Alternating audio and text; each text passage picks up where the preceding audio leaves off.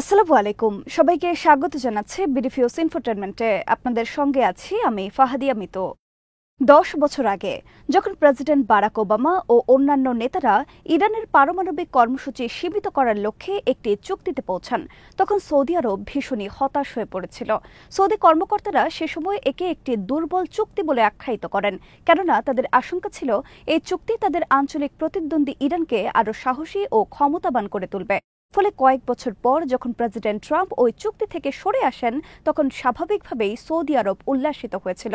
কিন্তু বর্তমানে দ্বিতীয় মেয়াদে প্রেসিডেন্ট হয়ে ট্রাম্প যখন ইরানের সাথে আলোচনা করছেন, তখন সৌদি আরব একদমই বিপরীত অবস্থান নিয়েছে। নিউ ইয়র্ক টাইমসের কলামের আলোকে আরও জানব এবারের প্রতিবেদনে।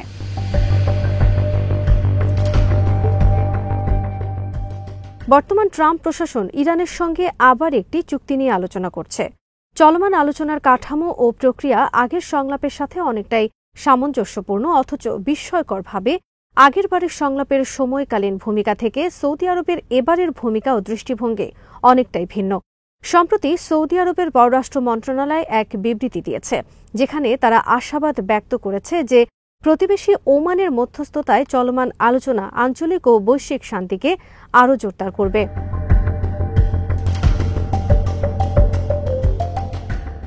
সৌদি ক্রাউন প্রিন্স মোহাম্মদ বিন সালমান এবার তার ভাই দেশটির প্রতিরক্ষামন্ত্রী ও বিশেষ দূত প্রিন্স খালিদ বিন সালমানকে তেহরানে পাঠিয়েছেন। তেহরানে পৌঁছানোর পর ইরানের সামরিক পোশাক পরিহিত কর্মকর্তারা তাকে আন্তরিকভাবে স্বাগত জানান।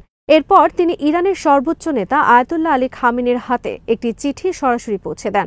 আয়াতুল্লাহ আলী খামেনির সম্পর্কে প্রিন্স মোহাম্মদ বিন সালমান একসময় বলেছিলেন তিনি খামেনির চেয়ে হিটলারকে ভালো মনে করেন, অথচ এই খামেনিকেই তিনি এবার চিঠি লিখলেন এবং গুরুত্বপূর্ণ বার্তাও পৌঁছে দিলেন।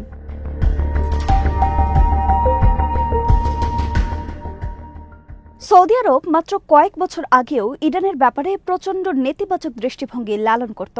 একটা সময়ে ইরান থেকে হজযাত্রী যাবার ব্যাপারেও নিষেধাজ্ঞা আরোপ করেছিল সৌদি আরব। দেশটি বিশ্বের অনেক দেশেই এমন নির্দেশনা দিয়ে স্কলারদের প্রেরণ করতেন, যারা ইরান সম্পর্কে স্থানীয় জনমনে বিরূপ প্রতিক্রিয়া সৃষ্টিতে প্রয়াস চালাতেন। কিন্তু এসবই এখন অতীত এবং পুরনো দৃষ্টিভঙ্গি মাত্র। ইরানের ব্যাপারে সৌদি আরব আগের অবস্থানে নেই। গত এক দশকে সৌদি আরব ও ইরানের সম্পর্ক উষ্ণ হয়েছে। আরও গুরুত্বপূর্ণ বিষয় হল, সৌদি আরব বর্তমানে একটি অর্থনৈতিক বৈচিত্র্যকরণ কর্মসূচির মধ্য দিয়ে যাচ্ছে, যার লক্ষ্য দেশটির তেলের ওপর একক নির্ভরতা কমিয়ে বরং ব্যবসা, প্রযুক্তি ও পর্যটনের একটি সম্ভাব্য হাব হিসেবে সৌদি আরবকে গড়ে তোলা। সৌদি আরবের এই আকাশ ছোঁয়া বাস্তবায়নের পথে ইরানি ড্রোন ও ক্ষেপণাস্ত্র বড় ধরনের হুমকি।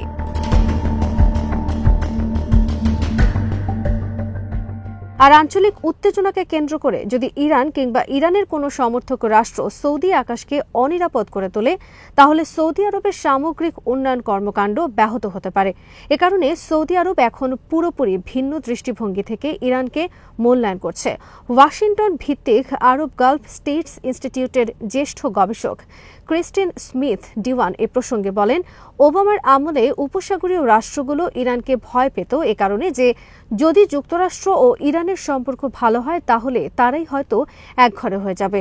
আর ট্রাম্পের আমলে এসে আরব রাষ্ট্রগুলোর নীতি নির্ধারকদের ভয় আরও বেড়েছে। তাদের শঙ্কা যুক্তরাষ্ট্র ও ইরানের মধ্যে উত্তেজনা বাড়লে তার প্রাথমিক টার্গেট হবে আরব রাষ্ট্রগুলোই।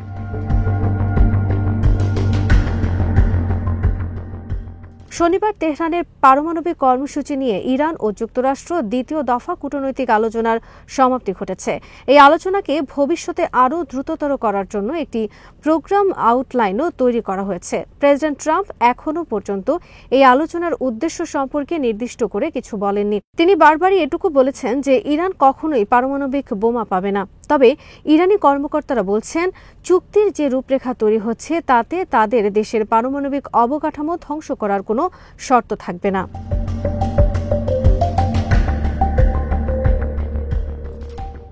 সৌদি আরব, মিশর, জর্ডান, কাতার ও বাহরাইন সহ আরব রাষ্ট্রগুলো এরই মধ্যে যুক্তরাষ্ট্র ও ইরানের মধ্যকার এই আলোচনাকে স্বাগত জানিয়েছে। এই দেশগুলো ক্রমবর্ধমান সহিংসতার তুলনায় বরং কূটনৈতিক প্রক্রিয়ার ওপর বেশি আস্থা রাখছে। এই আলোচনা ক্রমশ গতি পাচ্ছে এবং এখন এমন কিছু সম্ভব বলে প্রতীয়মান হয়ে উঠছে যা আগে ভাবাই যেত না। আলোচনার মধ্যস্থতাকারী দেশ ওমানের পররাষ্ট্রমন্ত্রী বদর আল বুসাইদি সামাজিক যোগাযোগ মাধ্যম এক্সে এরকমই বার্তা দিয়েছেন। ওমান এবার আগ বাড়িয়ে এসে সংলাপের মধ্যস্থতা করছে, কারণ তারা মধ্যপ্রাচ্য জুড়ে উত্তেজনা নিয়ে ভীষণভাবে উদ্বিগ্ন। বর্তমানে মধ্যপ্রাচ্যে এমনই একটি সংকট চলছে যেখানে যুক্তরাষ্ট্র ইয়েমেনে ইরান সমর্থিত হুথি মিলিশিয়াদের ওপর বিমান হামলা চালাচ্ছে, অন্যদিকে ইসরায়েল গাজায় প্রাণঘাতী বোমা হামলা চালিয়ে যাচ্ছে। গত মাসে প্রেসিডেন্ট ট্রাম্প হুঁশিয়ারি দিয়েছিলেন যে যদি ইরান পারমাণবিক কর্মসূচি নিয়ে কোনো চুক্তিতে না আসে তাহলে তিনি ইরানেও বোমা হামলা চালাতে দ্বিধা করবেন না।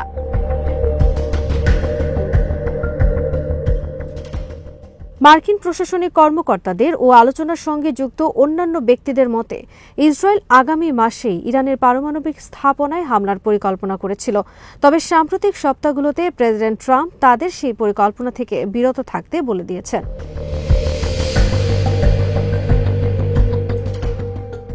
এর পরিবর্তে প্রেসিডেন্ট ট্রাম্পের প্রশাসন তেহরানের সঙ্গে একটি চুক্তির মাধ্যমে পারমাণবিক কর্মসূচি সীমিত করার পথ বেছে নিয়েছে। আরব উপসাগরীয় রাষ্ট্রগুলো এই বাস্তবতায় দীর্ঘমেয়াদী স্থিতিশীলতা খুঁজছে, কেননা উচ্চাভিলাষী অর্থনৈতিক লক্ষ্য পূরণ করতে চাইলে এর পূর্বশর্তই হল স্থিতিশীলতা। এ কারণে তারা দৃঢ়ভাবেই প্রত্যাশা করেন যাতে ইরানের অস্থিতিশীলতা সৃষ্টিকারী কার্যকলাপ এবং এর পারমাণবিক কর্মসূচি কূটনৈতিক উপায়ে সংযত হয়ে যায়।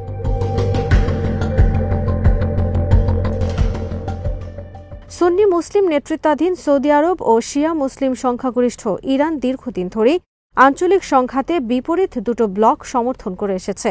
এরই মধ্যে ইয়েমেনের ধ্বংসাত্মক যুদ্ধ শুধু এই অঞ্চলেই নয়, বরং বিশ্বের অন্যতম একটি ভয়াবহ মানবিক সংকট হিসেবে স্বীকৃতি পেয়েছে।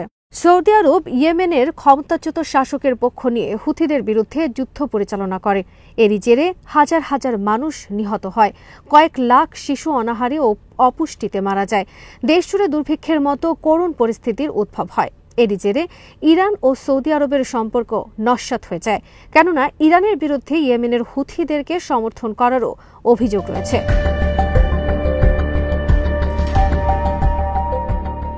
এই বাস্তবতায় 2016 থেকে 2023 সাল পর্যন্ত এই সৌদি আরব ও ইরানের মধ্যে কূটনৈতিক সম্পর্ক ছিল না, বরং তাদের মধ্যে ছিল প্রকাশ্য শত্রুতা। প্রিন্স মোহাম্মদ বিন সালমান বারবার হুঁশিয়ারি দিয়েছেন, যদি ইরান পারমাণবিক অস্ত্র অর্জন করে তাহলে সৌদি আরবও একই পথ অবলম্বন করবে। অন্যদিকে ট্রাম্প প্রশাসন বর্তমানে এমন একটি চুক্তির আলোচনা পুনরায় শুরু করেছে যা সৌদি আরবের জন্য মার্কিন পারমাণবিক প্রযুক্তি ব্যবহারের অনুমতি দেবে এবং সম্ভাব্যভাবে ইউরেনিয়াম সমৃদ্ধ করার সুযোগও তৈরি করবে।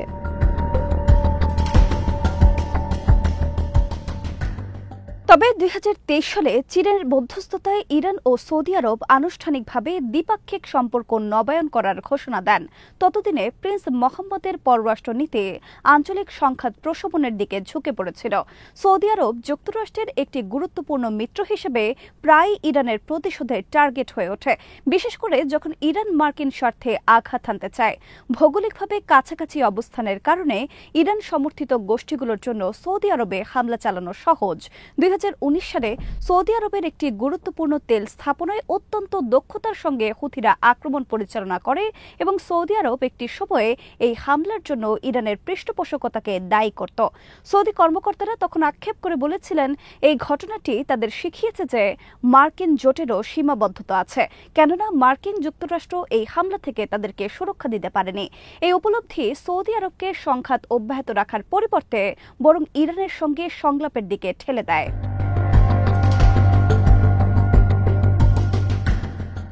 বিশ্লেষকদের মতে আলোচনার সম্ভাব্য সুফল এখন আঞ্চলিক যুদ্ধের ঝুঁকির চেয়ে বেশি আকর্ষণীয়। এক দশক আগেও উপসাগরীয় নেতারা নিজেদেরকে আলোচনার বাইরের শক্তি হিসেবে গণ্য করতেন, কিন্তু এইবার ইরান নিজেই আঞ্চলিক রাষ্ট্রগুলোর সঙ্গে যোগাযোগ করেছে। এমনটাই জানিয়েছেন চ্যাথাম হাউস গবেষণা প্রতিষ্ঠানের মধ্যপ্রাচ্য ও উত্তর আফ্রিকা প্রোগ্রামের পরিচালক সানাম ভাকিল।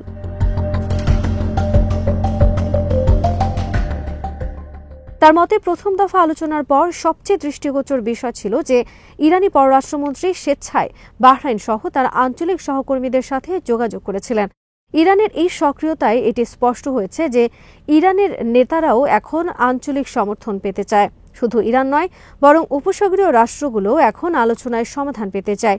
শুধু তাই নয়, তারা সর্বতোভাবে আঞ্চলিক যে কোনো উত্তেজনা প্রতিরোধেও সচেষ্ট হয়েছে, যাতে তাদের অর্থনীতি ও জাতীয় নিরাপত্তার উপরও নেতিবাচক কোনো প্রভাব পরিলক্ষিত না হয়।